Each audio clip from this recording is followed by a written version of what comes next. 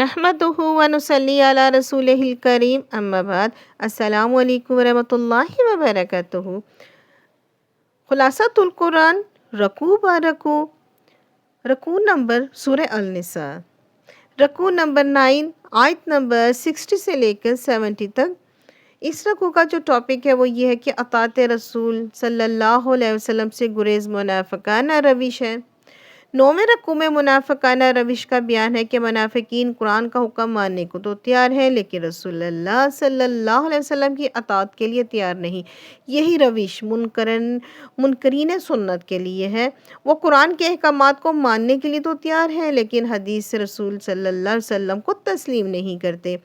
اللہ ہمیں اس فتنے سے محفوظ فرمائے، آمین۔ اس رکوع میں مزید فرمایا ہے کہ اس وقت تک کوئی انسان مومن نہیں ہو سکتا جب تک وہ اپنے معاملات نبی کریم صلی اللہ علیہ وسلم کی اطاعت نہ کرے اور ان کے کسی فیصلے کے حوالے سے دل میں بھی تنگی محسوس نہ کرے۔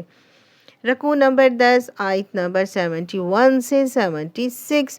اس کا جو ٹاپک ہے وہ یہ کہ اللہ کی راہ میں ناکامی ہے ہی نہیں۔ 10ویں رکوع میں منافقین کی یہ کمزوری بیان کی گئی ہے کہ وہ اللہ کی راہ میں جنگ کرنے سے گریز کرتے ہیں، وہ انتہائی بزدل ہیں، دین کی خاطر مال و جان کی قربانیاں دینے سے گھبراتے ہیں۔ مسلمانوں کو حکم دیا گیا ہے کہ وہ اللہ کی راہ میں جنگ کریں، حق و باطل کے موقع میں خواہ وہ غالب ہو یا مغلوب ہو، ہر صورت میں انہیں بہترین اجر ملے گا۔ رکوع نمبر 11 آیت نمبر 77 سے 87۔ اس رکوع کا جو ٹاپک ہے وہ یہ ہے کہ موت کی جگہ اور وقت طے شدہ ہے۔ 11ویں رکوع میں بھی منافقین کی بزدلی کا ذکر ہے۔ مکی دور میں مسلمانوں کے لیے حکم تھا کہ اپنے ہاتھ بندھے رکھو، کسی بھی مخالفت کے جواب میں اقدام نہ کرو۔ جب مدنی دور میں جنگ کا حکم آیا تو منافقین پر لرزہ طاری ہو گیا اور لوگوں سے ایسے ڈر رہے تھے جیسے اللہ سے ڈرنا چاہیے۔ ان سے کہا گیا کہ موت سے نہ ڈرو، موت تو اپنے طے شدہ وقت اور معین جگہ پر آئے گی، بجائے اس کے کہ وہ بستر پر پڑا ایڑیاں رگڑ رہا ہو۔ بہتر یہی کہ میدان جنگ میں شہادت کی صورت نصیب ہو۔ رکوع نمبر 12 آیت نمبر 88 سے 91۔ اس رکوع کا جو ٹاپک ہے وہ یہ ہے کہ ہجرت سے گریز کرنا منافقت ہے۔ 12ویں رکوع میں منافقین کی اس کمزوری کا ذکر ہے کہ وہ ہجرت کے لیے آمادہ ہی نہیں تھے۔ اللہ کا حکم تو یہ تھا کہ ہر مسلمان اپنے اپنے قبیلے کو چھوڑ کر مدینہ آ جائے تاکہ مدینہ میں افرادی قوت مضبوط ہو، لیکن منافقین کے لیے اپنے گھر، جائیداد، کاروبار، رشتہ داروں کو چھوڑنا بہت بھاری تھا۔ حکم دیا گیا کہ کسی دشمن قبیلے سے جنگ ہو تو اس میں موجود ان منافقین کے ساتھ کوئی رعایت نہ کی جائے جو ہجرت کے لیے تیار نہیں تھے۔ کافروں کی طرح منافقین کو بھی قتل کیا جائے، ہاں اگر منافقین کا تعلق کسی ایسی قبیلے سے ہے جس کے ساتھ معاہدہ ہے تو پھر اسے قتل نہیں کیا جائے۔ رکوع نمبر 13 آیت نمبر 92 سے 96۔ اس کا جو ٹاپک ہے وہ یہ ہے کہ جان بوجھ کر قتل کرنے والے پر پھٹکار۔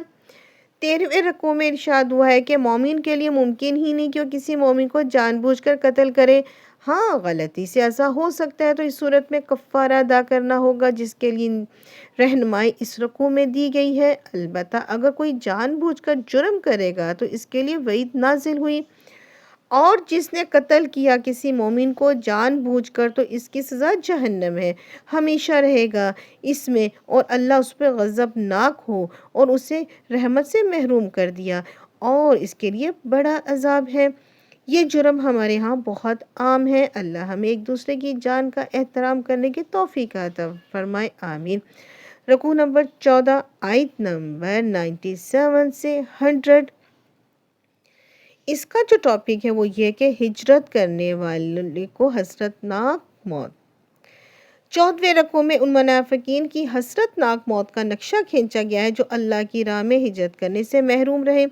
فرشتے ان سے پوچھتے ہیں کہ تم کس حال میں تھے اور کہتے تھے کہ ہمیں زمین میں مغلوب کر دیا گیا تھا، ہم پوری طرح اللہ کی بندگی نہیں کر سکتے تھے۔ فرشتے کہتے تھے کہ تم نے ہجرت کیوں نہیں کی؟ اب تیار ہو جاؤ، تمہارا ٹھکانہ جہنم ہے، جو بہت بری جگہ ہے۔ اس رکوع میں ہجرت کرنے والے کو خوشخبری دی گئی ہے، ان کے لیے زمین میں بھی بڑی وسعت ہے اور آخرت میں بھی وہ بہترین اجر سے نوازے جائیں گے۔ رکوع نمبر 15، آیت نمبر 101 سے 104۔ اس کا جو ٹاپک ہے وہ یہ ہے کہ انتہائی خوف کے وقت بھی نماز معاف نہیں۔ 15ویں رکوع میں سفر کے دوران نمازوں میں قصر کا حکم دیا گیا۔ مزید ہدایت دی گئی کہ جنگ کے دوران اگر دشمنوں کے حملے کا خطرہ ہو تو صلاۃ الخوف ادا کی جائے، آدھا لشکر پہرا دے اور آدھا نماز ادا کرے، پھر نماز ادا کر کے نصف لشکر پہرا دے اور باقی لشکر نماز ادا کرے۔ گویا انتہائی خوف کے وقت بھی نماز معاف نہیں۔ مزید فرمایا کہ عام حالات میں بھی تمام مسلمانوں پر نماز پابندی وقت کے ساتھ فرض ہے۔ اللہ تعالی ہمیں پابندی وقت کے ساتھ نماز ادا کرنے کی توفیق عطا فرمائے، آمین۔ رکوع نمبر 16، آیت نمبر 105 سے 112۔ اس کا جو ٹاپک ہے وہ یہ ہے کہ عدل کرو خواہ دشمن کو فائدہ ہی پہنچے۔ 16ویں رکوع میں نبی کریم صلی اللہ علیہ وسلم تمام مسلمانوں کو تلقین کی کہ وہ ہمیشہ عدل قائم کرنے کی کوشش کریں اور اپنے لوگوں میں سے زیادتی کرنے والوں کی حمایت نہ کریں۔ عدل کیا جائے خواہ اس کا فائدہ کسی دشمن ہی کو نہ پہنچے۔ اب ملیں گے نئے رکوع کے ساتھ، جب تک کے لیے اللہ حافظ۔